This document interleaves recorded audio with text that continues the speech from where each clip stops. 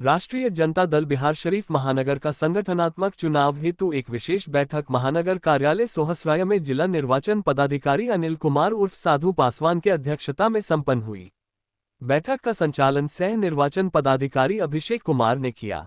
बैठक में सभी वार्ड के वार्ड अध्यक्षों सहित कई वरिष्ठ नेताओं ने भी भाग लिया। बैठक में सभी वार्ड अध्यक्षों ने अपनी अपनी बात रखी। साधु पासवान ने कहा कि महानगर के अध्यक्ष के चुनाव के लिए मुझे और अभिषेक कुमार प्रदेश से जिम्मेवारी दी गई है, जिसका निर्वहन जिम्मेवारी पूर्वक करने के लिए आज ये बैठक बुलाई और सभी नव निर्वाचित वार्ड अध्यक्षों को पार्टी के नीतियों को आम जनता के बीच जाकर बतलाने को कहा। साथ ही युवा आइकन तेजस्वी यादव को 25 में बिहार का मुख्यमंत्री बनाने के लिए संघर्ष करने के लिए तैयार रहने की कहा। बैठक में प्रदेश महासचिव हुमायूं अख्तर तारिक, सुनील यादव, सुनील साव, ओम प्रकाश, खुर्शीद अंसारी, प्रमोद गुप्ता, गणेश यादव, रणजीत दास, आयशा फातिमा, यासिर आलम, कमर रिजवी, मुंचुन यादव, साजिद अंसारी। ये सब गोदी मीडिया का कमाल है। हमारे महागठबंधन में सभी हमारे सहयोगी दल एक हैं और सभी ने हम लोगों ने फैसला कर रखा है कि भारतीय जनता पार्टी जो भारत जलाओ पार्टी है उसको बिहार से तो हटाएंगे ही पल्स पोलियो की तरह, बल्कि हम लोग की एकता ही बल है। एनडीए में चिराग पासवान के रोल में वो बंदर गुरकी मार रहे हैं, वो दबाव प्रेशर पॉलिटिक्स कर रहे हैं। वो जो सहयोगी दल हैं उनके अभी तो सीट बंटवारा हुआ ही नहीं। कोई व्यक्ति विशेष का डेली आप लोगों के द्वारा न्यूज आ रहा है कि हम बिहार बुला रहा है। उनका है कि मैं जनरल सीट से चुनाव लड़ूंगा चिराग पासवान का। तो चिराग पासवान जी को कौन रोका है? बिहार आवे, लोकतंत्र है, लोकतंत्र में सबकी आज़ादी है लड़ने का, लेकिन वो किसको कह रहे हैं कि हम लड़ेंगे? ये बंदर भुर्की एनडीए के लोगों को वो दे रहे हैं। मेन है सीट का जो अभी तक बंटवारा नहीं हुआ, उसके चलते वो बीजेपी या जेडीयू को आंख दिखा रहे हैं। कि अमानवीय घटना हुई है, कहीं ना कहीं मानवता को शर्मसार करने वाली घटना है, इस पर क्या कहना चाहेंगे? जितना भी निंदा किया जाए वो कम है। यहाँ की जो नरभक्षी सरकार है बिहार का, उन्हें इस्तीफा देना चाहिए। और जो स्वास्थ्य मंत्री हैं मंगल पांडे, इनके यहाँ जो जितने बिहार के हॉस्पिटल हैं उस हॉस्पिटल में बेड बिकता है और इसका जितना कमीशन होता है दलालों के थ्रू मरीजों को तो मिलता भी नहीं है। जहाँ पीड़ित परिवार के यहाँ तेजस्वी यादव जी के नेतृत्व में हम लोग परसों गए थे, उनके परिजन आरोप लगाए कि मुझसे भी 4,000 रुपया मांगा गया बेड के लिए, मैं नहीं दिया। यदि आज इलाज हुआ होता तो बच्ची बच सकती थी। और अभी तक नीतीश कुमार के मंत्री, स्वास्थ्य मंत्री अभी तक इस्तीफा नहीं दिए।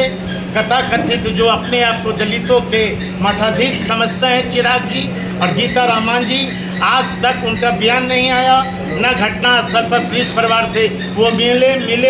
इसलिए चिराग पासवान जी से मैं कहना चाहता हूँ कि आप दलितों का रक्षक नहीं हो, आप दलितों का भक्षक हो। कहा गया है कि हम लोग इस पार्टी के जो भी वार्ड के जो भी होंगे निर्वाचित होंगे उनको हम लोग सही चुनाव करेंगे और जो यहाँ से लिस्ट मिला है हम लोग उसमें देखेंगे, जो संगठन और पार्टी के लिए जो अच्छे काम करेंगे उनको मौका दिया जाएगा। आज यहाँ पार्टी की मीटिंग थी, आरजेडी फैमिली की, राजद परिवार की मीटिंग थी। यहाँ पे राजद पार्टी से यहाँ पे जो रिप्रेजेंटेटिव थे वो माननीय साधु पासवान जी थे, अभिषेक जी थे, पूर्व प्रत्याशी सुनील साहू जी थे और तारिक साहब थे।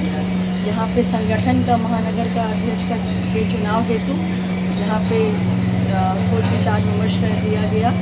इसके अंतर्गत हम लोग की जो है वो डिज़ायर है कि जो भी महानगर अध्यक्ष बने वो नगर के लिए काम करें, नगर के सारे लोगों के लिए काम करें, उनके हित में काम करें। और इतना ही नहीं, किसी भी कम्युनिटी को समाज को रिप्रेजेंट ना करें, बल्कि सबके लिए यहाँ पे काम करें और एक अच्छा बेहतर उम्मीदवार मिले हम सबको, जिससे जो है कि शहर की डेवलपमेंट हो सके।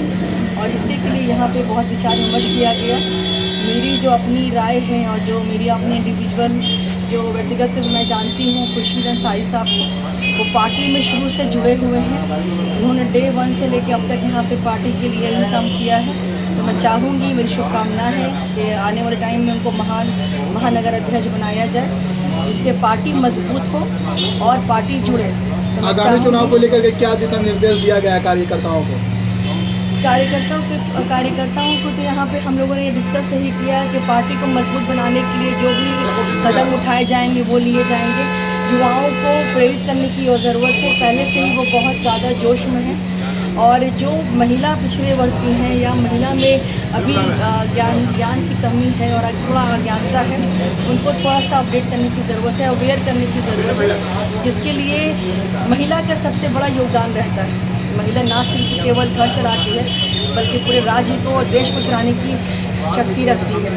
तो मैं चाहूँगी कि महिला भी इस क्षेत्र में आगे आए और आगे आते हुए मतदान करें, सोच समझ बूझ के करें कि उनकी ज़िंदगी, उनके बच्चों की ज़िंदगी, उनके परिवार की समृद्धि और खुशहाली ये महिला के हाथ